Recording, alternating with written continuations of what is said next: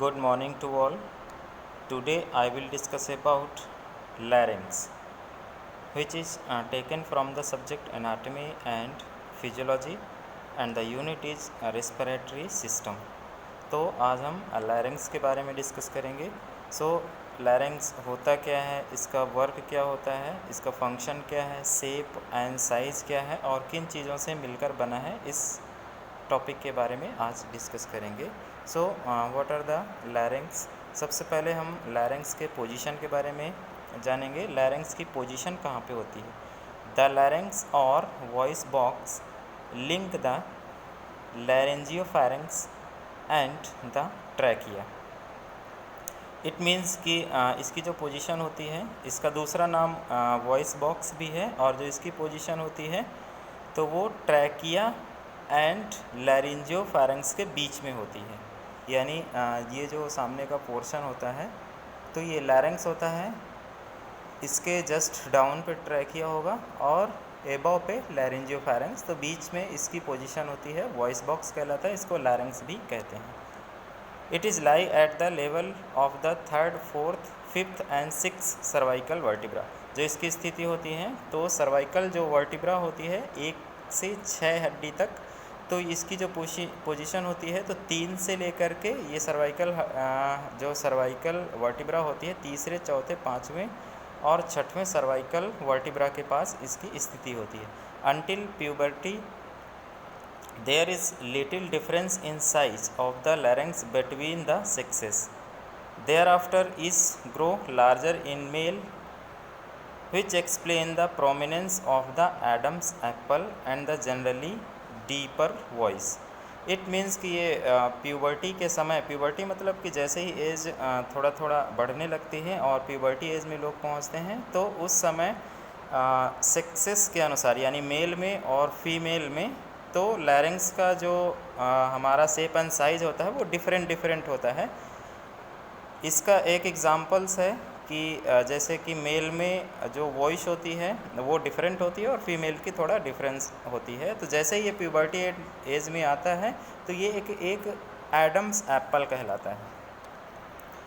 Next इसके structure associated with the larynx, इसकी बात करेंगे. स्ट्रक्चर एसोसिएटेड मीन्स होता है कि ऐसे कौन कौन से सराउंडिंग स्ट्रक्चर्स हैं जो लैरिंक्स के आसपास में पाए जाते हैं. तो सुपीरियर में क्या होता है, the hyoid bone and the root of tongue. यानी जो ये लैरिंक्स है हमारे यहाँ पे, जिसको वॉइस बॉक्स भी कहते हैं, इससे आवाज़ का प्रोडक्शन या फिर आवाज़ बनती है इससे. तो इसके जस्ट ऊपर पे हाइड बोन होती है और रूट ऑफ टंग होता है. टंग मतलब जीभ का जस्ट लास्ट वाला हिस्सा पाया जाता है. नेक्स्ट डिस्कस करेंगे इन्फीरियरली. इन्फीरियर मतलब कि इन साइड, अंदर साइड पे क्या क्या होता है. It is continue with the trachea. Inferior side पे ट्रैकिया से जुड़ा होता है. नेक्स्ट हम एंटीरियर का डिस्कस करेंगे. एंटीरियर मतलब फ्रंट की ओर. तो जो हमारा एडम्स एप्पल होता है तो उसके फ्रंट में क्या क्या होता है. The muscles attached to the hyoid bone and the muscles of the neck. ये गर्दन की नेक होती है और इसके बाद हाइड बोन होती है जो कि एंटीरियर में पाई जाती है. नेक्स्ट पोस्टीरियर, यानी जो लैरिंक्स होता है तो उसके जस्ट पोस्टीरियर यानी पीछे के हिस्से में क्या पाया जाता है, the laryngopharynx and third to 6 cervical vertebra. 3 से लेकर के 6 सर्वाइकल वर्टिब्रा यानी 3 नंबर, चौथी नंबर, 5वीं और 6 नंबर की सर्वाइकल वर्टिब्रा जो होती है पोस्टीरियर यानी पीछे की ओर पाई जाती हैं. नेक्स्ट हम डिस्कस करेंगे लैटरली. लैटरली मीन्स कि होता है साइड में. तो यानी जो हमारा वॉइस बॉक्स होता है इसके साइड में क्या क्या होंगे. फर्स्ट होता है the lobes of the thyroid gland. तो लैटरली में हमारा थायराइड ग्लैंड्स के लोब पाए जाते हैं. अब हम इसके स्ट्रक्चर के बारे में पढ़ेंगे, यानी जो हमारा वॉइस बॉक्स होता है इसका क्या क्या स्ट्रक्चर्स होते हैं. तो ये सारे के सारे जितना भी स्ट्रक्चर्स इसमें होता है ये सारे कार्टिलेजेस से मिलकर करके बनता है. यानी जो ये हमारा एडम्स एप्पल होता है या फिर वॉइस बॉक्स होता है या फिर इसको लैरिंक्स भी बोलते हैं, तो ये हमारे कार्टिलेज से मिलकर के बना होता है. The larynx is composed of several irregularly shaped cartilages attached to each other by the ligament and membrane. जितने भी कार्टिलेजेस होते हैं तो ये सारे के सारे लिगामेंट एंड मेम्ब्रेन से अटैच होते हैं और ये सारे सेवरल होते हैं यानी कई सारे होते हैं और ये शेप एंड साइज़ में इरेगुलर होते हैं. द मेन कार्टिलेजेस आर, जैसा कि ये पिक में सामने दिख रहा है, कौन कौन से कार्टिलेज जो मेन होते हैं जिनसे मिलकर के हमारा वॉइस बॉक्स या लैरिंग्स बना होता है। पहला होता है थायराइड कार्टिलेज, दूसरा होता है क्रिकॉइड कार्टिलेज, नेक्स्ट होता है एरेटनॉइड कार्टिलेज और एक एपिग्लॉटिस।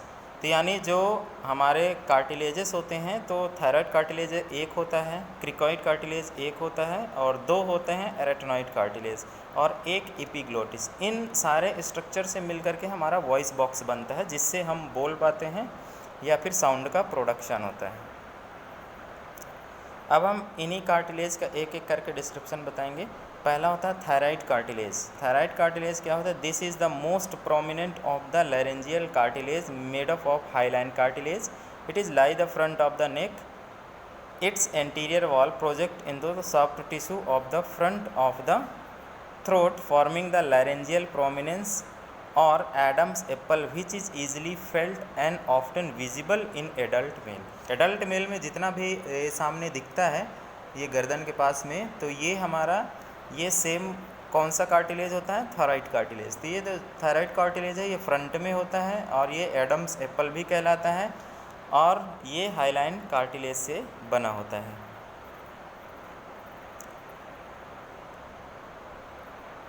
ये एक लैरिंक्स का बिहाइंड यानी पीछे से पिक दिखाई गई है, उसमें से कौन कौन सी चीज़ें पाई जाती हैं इसमें ये देखना है आपको। ये जो एपिग्लॉटिस एक होता है ये स्ट्रक्चर, एपिग्लॉटिस का वर्क क्या होता है? एपिग्लॉटिस ऐसे काम करती है कि जैसे हम कोई फूड इंजेस्ट करते हैं या निगलते हैं तो ये फूड होने के लिए मतलब फूड को इनसाइड यानी अंदर जाने के लिए एक प्रकार से लैरिंक्स में किसी प्रकार का कोई भी पार्टिकल्स जा ना पाए, इसके लिए वो अच्छे से क्लोज करने का काम करती है। तो इसके बारे में भी अभी समझाएंगे। नेक्स्ट ये आप देखिए यहाँ पे हेड बोन होती है और फिर इसके बाद ये थायराइड मेम्ब्रेन्स होते हैं यहाँ पे और थायराइड कार्टिलेजेस, ये जो ग्रीन कलर के हैं थायराइड कार्टिलेजेस हैं। फिर एरेटनॉइड कार्टिलेजेस हैं, ये दो होते हैं एरेटनॉइड, मैंने अभी बताया था। और इसके बाद क्रिकॉइड कार्टिलेज का जो ये लिगामेंट्स है वो यहाँ पे साइड में है एंड ये होता है हमारा क्रिकॉइड कार्टिलेज और ये लास्ट में ट्रैकिया होता है। तो ये हमारा अगर देखेंगे तो व्यू फ्रॉम बिहाइंड का पिक्चर है जो कि पीछे से कैसा स्ट्रक्चर होता है तो उसके बारे में बताया गया है।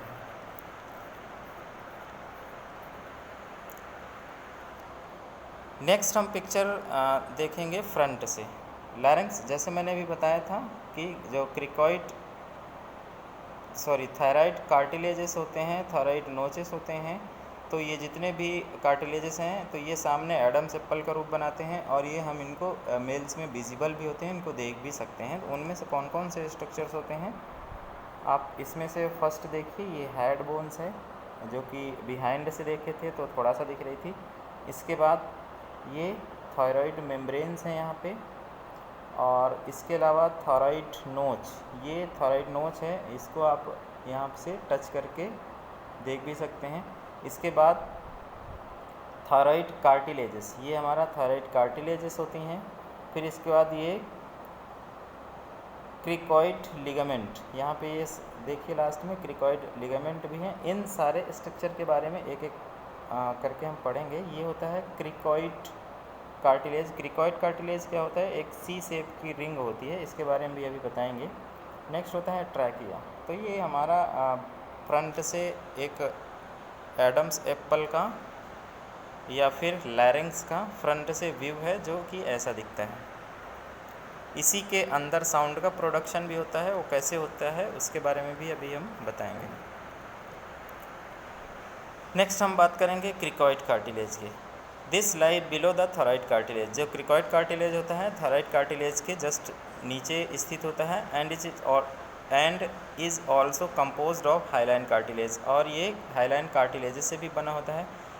It is shape like a signet ring, जैसे मैंने अभी बताया था कि ये रिंग शेप में होती है, तो ये एक रिंग शेप का इसका आकार होता है। Completely encircle the larynx with the narrow part anteriorly. जो ये क्रिकॉइड कार्टिलेज होता है तो इसका जो नैरो पार्ट होता है, जो आप आप यहाँ पे फ्रंट में देख रहे हैं, तो ये नैरो पार्ट हमारा एंटीरियर होता है एंड ब्रॉड पार्ट जो होता है पोस्टीरियर में पाया जाता है। तो ये हमारा क्रिकॉइड कार्टिलेजेस था। नेक्स्ट हम एरेटोनाइट कार्टिलेज के बारे में बताएंगे। दीज आर टू रफली pyramid shape hyaline cartilage situated in the top of the broad part of the cricoid cartilage. Cricoid cartilage जो मैंने अभी दिखाया था पिक में, तो क्रिकॉइड कार्टिलेज के जस्ट ऊपर पिरामिड शेप के दो ठो एरेटोनाइट, यानी दो एरेटोनाइट लेफ्ट और राइट दोनों साइड पे एरेटोनाइट कार्टिलेजेस मौजूद होते हैं and forming part of the posterior wall of the larynx, यानी लैरिंग्स का पोस्टीरियर पार्ट ये बनाते हैं। They give attachment to the vocal cords. यही कार्टिलेजेस होते हैं जो कि हमारे वोकल कॉर्ड को अटैचमेंट प्रोवाइड करते हैं। इन्हीं वोकल कॉर्ड से हमारा साउंड का प्रोडक्शन होता है, जिससे हम कुछ बोल पाते हैं या फिर किसी प्रकार के शब्द का मॉड्यूलेशन कर पाते हैं। And are lined with the ciliated columnar epithelium, यानी जो सिलिएटेड कॉलमनर इपिथीलियम इस नाम की लेयर से भी ये ढके हुए होते हैं, जो कि मसल्स होते हैं और वोकल कॉर्ड को अटैचमेंट भी प्रोवाइड करते हैं। ये एक पिक है जो 10.A है, bronchoscopic image of the open abducted vocal cords. ये एक रियल पिक है जिसमें वोकल कॉर्ड को दिखाया गया है। और जो B नंबर का पिक है, diagram of the vocal cord showing the peripheral structures. तो आप यहाँ से समझने की कोशिश करना है। ये होती है एपिग्लोटिस, जो कि एक समझाया गया है। एपिग्लोटिस का काम होता है एयर को एंट्री अच्छे से प्रोवाइड करना, और दूसरा कि फूड के कोई भी पार्टिकल्स हमारे विंड पाइप में ना जा पाए, इसके लिए इंश्योर करना, ये एपिग्लोटिस का काम होता है। नेक्स्ट ये हैं वोकल कॉर्ड्स, यहाँ पे भी आप देख सकते हैं वोकल कॉर्ड्स। और जो रियल पिक है यहाँ पे ब्रोंकियोस्कोपी का, तो ये यहाँ पे वोकल कॉर्ड्स दिख रहे हैं। जब फोर्सफुली जो एयर होती है वो हमारे आउट होती है या फिर वोकल कॉर्ड से टकराती है, तो इस समय पे हम साउंड का प्रोडक्शन करते हैं। जैसे ही साउंड प्रोडक्ट्स होता है तो फिर हमारे जो लिप्स होते हैं, फिर इसके बाद सराउंडिंग स्ट्रक्चर्स होता है, तो वो हमारे वर्ड का मॉड्यूलेशन करता है, मतलब कोई भी शब्द का मॉड्यूलेशन करते हैं। तो ऐसे हमारी पूरा साउंड या फिर वॉइस बनती है। नेक्स्ट हम डिस्कस करेंगे एपिग्लोटिस के बारे में। एपिग्लोटिस के लिए जैसे मैंने अभी बताया कि इसका बहुत इंपॉर्टेंट रोल होता है एयर एंड फूड से रिलेटेड। तो ये क्या क्या काम करता है? This is a leaf shaped fibroelastic cartilages attached on the flexible stalk of cartilage to the inner surface of the anterior wall of the thyroid cartilage immediately below the thyroid notch. Thyroid notch के आसपास में ये leaf shape का एक organs होता है जो कि हमारे बहुत ही इम्पॉर्टेंट रोल करता है। वो क्या क्या करता है? It closes off the larynx during the swallowing, यानी जब हम कुछ चीज़ निगलते हैं तो ये लैरिंग्स को क्लोज करता है, protecting the lungs from the accidental inhalation of the foreign object. और ये प्रोटेक्ट करता है लंग्स को कि किसी भी प्रकार का फॉरेन जो ऑब्जेक्ट्स होता है या फूड के पार्टिकल्स होते हैं, या चाहे पानी हो, चाहे ड्रिंकिंग का कोई पार्टिकल्स हो, या तो फिर हमारे फूड के कोई फॉरेन ऑब्जेक्ट्स हो, तो इनको लंग्स में जाने से ये रोकता है। Next, anterior of the लैरिंग्स। लैरिंग्स का एंटीरियर पोर्शन कैसा होता है, इसके बारे में हम डिस्कस करेंगे। एंटीरियर मीन्स होता है inside. The vocal cord are two pale folds of mucous membrane with cord like free edges which extend to the inner wall of the thyroid prominence anteriorly and the arytenoid cartilage posteriorly। यानी जो vocal cords होते हैं तो anterior में हमारे कहाँ से जुड़े होते हैं? थायराइड प्रोमिनेंस से, और पोस्टीरियर में ये हमारे एरेटनॉइड कार्टिलेजेस से जुड़े होते हैं। तो ये देखिए आप यहाँ पे पिक ए एब्डक्टेड यानी ओपन को दिखाया है, और बी एब्डक्टेड यानी क्लोज वोकल कॉर्ड को दिखाया है। तो ये जो आप यहाँ पे देखिए ये है एरेटेनॉइड कार्टिलेजेस, एक यहाँ पे है एक यहाँ पे। तो ये एरेटेनॉइड कार्टिलेजेस बिहाइंड यानी पीछे की ओर जुड़ता है, और फिर इसके बाद ये जो थायराइड कार्टिलेज होता है ना, तो थायराइड कार्टिलेज में ये यहाँ पे, तो इसका एंटीरियर पोर्शन में ये वोकल कॉर्ड जुड़ते हैं। इन्हीं वोकल कॉर्ड से जब वो एयर टकराती है तो फिर साउंड का प्रोडक्शन होता है। नेक्स्ट हम फंक्शंस के बारे में पढ़ेंगे। इट मीन्स कि जो हमारा लैरिंग्स होता है उसका क्या क्या फंक्शन होता है। मैंने अभी कल भी बताया था कि जो फंक्शंस होते हैं वो रिस्पिरेटरी सिस्टम में ऑलमोस्ट सभी ऑर्गन्स का लगभग मिलता जुलता रहता है। तो हम एक एक फंक्शन के बारे में पढ़ेंगे। सबसे पहला फंक्शन होता है इसका प्रोडक्शन ऑफ साउंड, यानी ध्वनि का प्रोडक्शन करना। तो ये हमारे लैरिंग्स का काम होता है। Sound has the property of pitch, volume and resonance, यानी जो साउंड होती है तो इसकी कई प्रॉपर्टीज़ होती हैं, जैसे वॉल्यूम हो गया, पिच हो गया, रेजोनेंस हो गया। इट मीन्स कि कितना मतलब कि मोटी आवाज़ है, कितनी पतली आवाज़ है, कितनी डीप है यानी कितनी गहरी आवाज़ है, कितनी दूर तक ट्रैवल कर सकती है। तो ये सब साउंड की प्रॉपर्टीज़ होती हैं। Pitch of the voice depend upon the length and tightness of the cord. जो पिच होती है हमारी वॉइस की, तो वो हमारे डिपेंड करती है कि वोकल कॉर्ड हमारे कितने टाइट हैं और कितने हमारे लूज़ हैं। Shorter cord produce higher pitch sound. जो छोटे कॉर्ड्स होते हैं वोकल कॉर्ड, तो वो हाई पिच यानी काफ़ी हाई पिच वाली साउंड को प्रोड्यूस करते हैं। At puberty the male vocal cord begins grower longer, यानी मेल में क्या होता है कि वोकल कॉर्ड्स क्या होता है तो वो ज़्यादा लंबे होते हैं। Hence the lower pitch of the adult male voice, इसीलिए जो मेल वॉइस होती है वो थोड़ा सा मोटी होती है और लोअर पिच की होती है।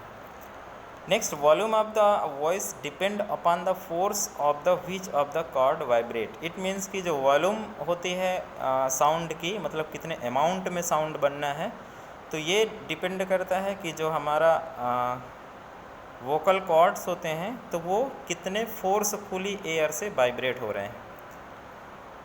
The greater of force of expired air more strong the cord vibrate and louder the sound emitted, यानी बहुत तेज़ी से जब हम चिल्लाते हैं या बोलते हैं तो उस समय एक्स्ट्रा जो एयर होती है बहुत तेज़ी से एयर साउंड वोकल कॉर्ड से टकराती है और हम साउंड को काफ़ी तेज़ बोल पाते हैं।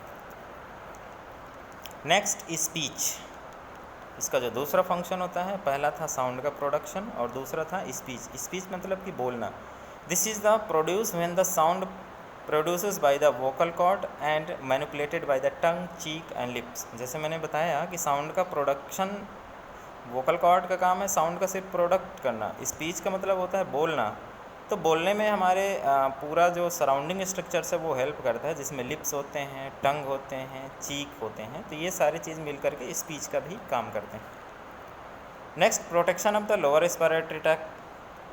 तो लोअर, जैसे कि मैंने बताया कि कोई भी फॉरेन ऑब्जेक्ट हमारे लंग्स तक ना पहुँचे, इसके लिए हमारा जो एपिग्लोटिस है वो प्रोटेक्ट करता है। तो ये इसका इम्पॉर्टेंट रोल होता है, जो कि हमारे लंग्स में या किसी प्रकार के इन्फेक्शन से रोकता है। During the swallowing the larynx move upward.